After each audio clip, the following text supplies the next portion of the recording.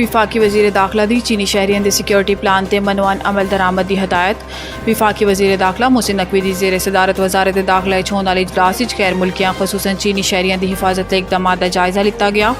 इजलास वजारत दाखिला समेत मुतलका इदारा की जानिब तो सिक्योरिटी प्लान ते मजमूई सूरत हाल की ब्रीफिंग दी गई, जबकि इजलास मुल्क सिक्योरिटी की मजमूई सूरत हाल से भी गौर किया गया। वज़ीर दाखिला मोहसिन नकवी ने सिक्योरिटी प्लान के SOPs से मनवान अमल दरामद करने की हिदायत करते हुए कहा है कि वज़ा करदा प्लान की हर सतह पर बाकायदा मॉनिटरिंग की जाए।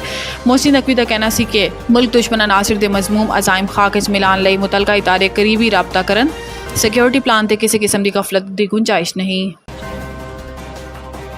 कौमी असम्बली इजलास ओपोजिशन द सिक्योरिटी नाकामी ते कोर कमांडर कॉन्फ्रेंस बुलाने का मुतालबा। स्पीकर सरदार अयाज सादिक दी ज़ेर सदारत कौमी असम्बली इजलास जारी है। PP ने बायकॉट खत्म कर दिता ते इस दे अरकान की तादाद ऐवान तो वध गई। ऐवान PPP दे अरकान मिर्जा इख्तियार बेग, शर्मिला फारूकी, सैयद नवीद कमर, एजाज जाखरानी, अब्दुल कादिर पटेल, जमाल रेसानी समेत मुतअद्दिद अरकान मौजूद ने। अपोजिशन लीडर उमर अयूब ने नुक्ता एतराज़ से किया है कि चीन की आला तरीन क़यादत ने पाकिस्तान किया है कि चीनी माहिरीन की जिंदगियां खतरात दरअसल CPEC की सरमायाकारी लिए खतरात ने चीनी क़यादत की तरफ तो इस हद तक सिक्योरिटी खतरात दसना खतरनाक है। आर्मी चीफ फौरी तौर पर कोर कमांडर कॉन्फ्रेंस बुलान जो सिर्फ चीनी शहरियों ते माहिरीन की सिक्योरिटी ते होनी चाहिए। कॉन्फ्रेंस हुण तक सिक्योरिटी की नाकामी का भी जायजा लवे। दसा जाए कि चीनी शहरियों निशाना बनाने वाले दहशतगर्दों के पीछे भी वीगो डाले लगे या सिर्फ PTI के पीछे लगे ने।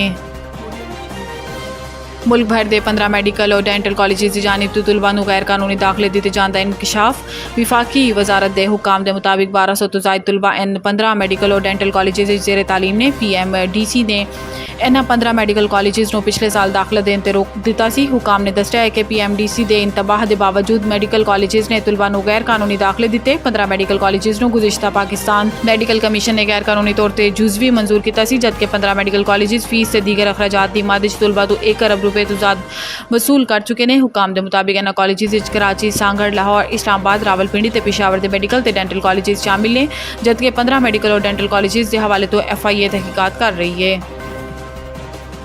मैगा करप्शन केसिस चों निसफ बंद या निपटा दिते गए। मुस्तफीद होने वाले नवाज शरीफ, शहबाज शरीफ ते जरदारी शामिल।